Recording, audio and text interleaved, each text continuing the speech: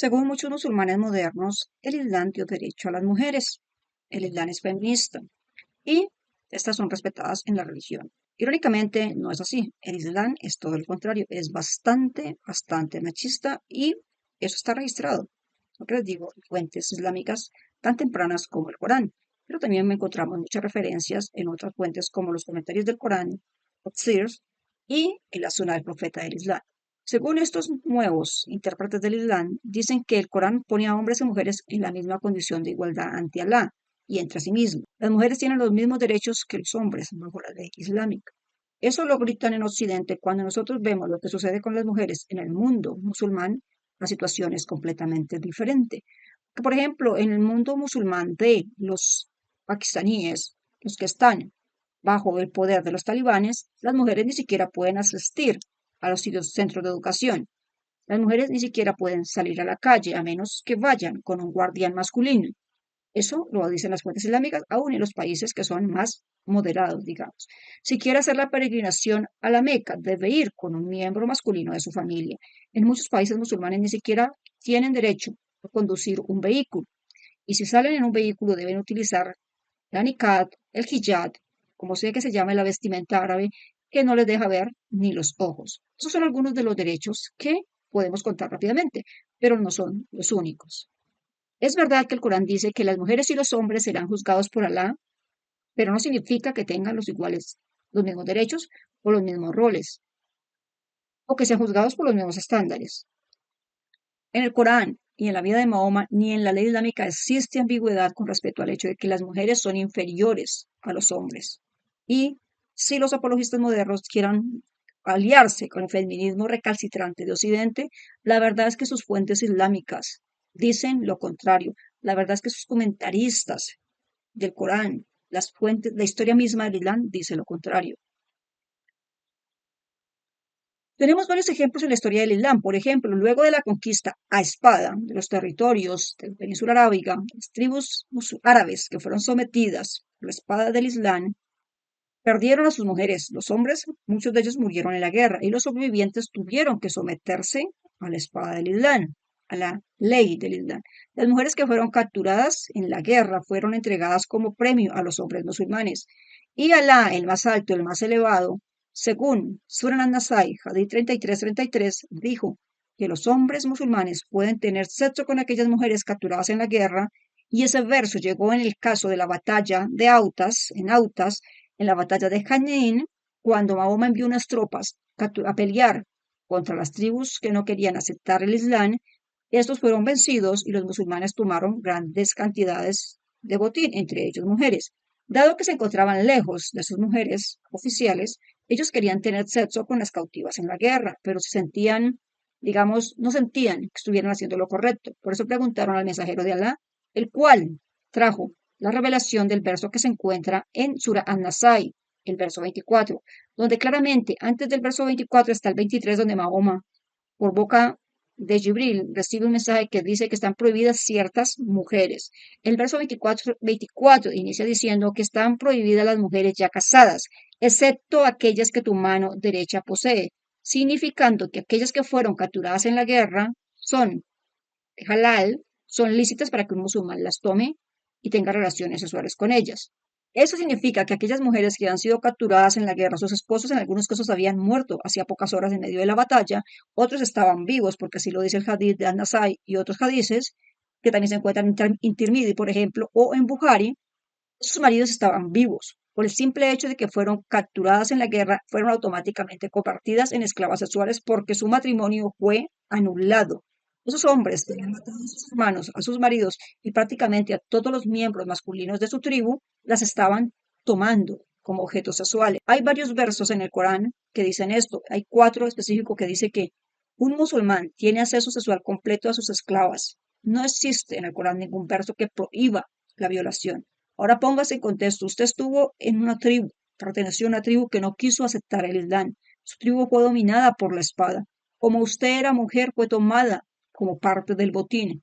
Su esposo, sus hijos, si tenía hijos ya que podían participar en la guerra, murieron en el campo de batalla o fueron capturados como esclavos. Súmele a eso que usted debía ser el botín de los musulmanes y además ellos tenían derecho a tener sexo con usted. como quiera, donde quiera y cuando quiera, así lo dice fuentes islámicas.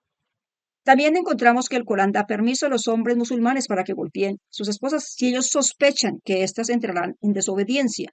Corán, Sura 4, verso 34, dice eso. En ninguna parte existe un mandamiento que hable del amor en el matrimonio. Dice que existe amor, pero no dice cómo el hombre debe amar a su esposa dentro de un matrimonio. Los versos del Corán claramente dicen que los hombres están por encima en un grado de las esposas y los hadices de Mahoma, empezando con algunos de Bukhari, dice que las mujeres son intelectualmente inferiores a los hombres y que de hecho la mayoría de ellas constituyen los habitantes del infierno. ¿Por qué razón? Porque maldecimos mucho, porque tenemos deficiencia en inteligencia y además tenemos deficiencia en religión. ¿Qué significa eso? Deficiencia en inteligencia. El testimonio de una mujer vale la mitad de lo que vale el testimonio de un hombre, según el Corán y según Mahoma. Deficiencia en religión, dado que tenemos el periodo menstrual. En estos días no podemos ayunar ni hacer las oraciones, ni siquiera recitar el Corán. Eso significa que nos quita puntos para entrar al cielo y por esa razón al final la mayoría de los habitantes del infierno serán mujeres, aun si son musulmanas.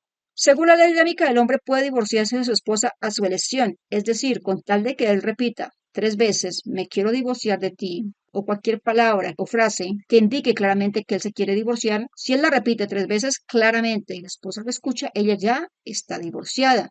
Ahora, muchas veces en medio de las discusiones, en medio de los problemas familiares, el hombre dice estas expresiones sin pensarlo. Si lo hace 2 veces, entonces la mujer puede regresar a su matrimonio, pero ella debe tener relaciones sexuales con otro hombre para que éste la divorcie, porque se casa en un estilo matrimonio express, rápido.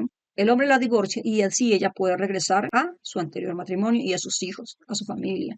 Eso está registrado en una historia, censura de Mahoma, donde Rifa se divorció de su esposa. Esta se casó con un hombre que se llamaba Abdul Rahman. Ella recibía múltiples golpes de este último hombre y quería regresar a Rifa.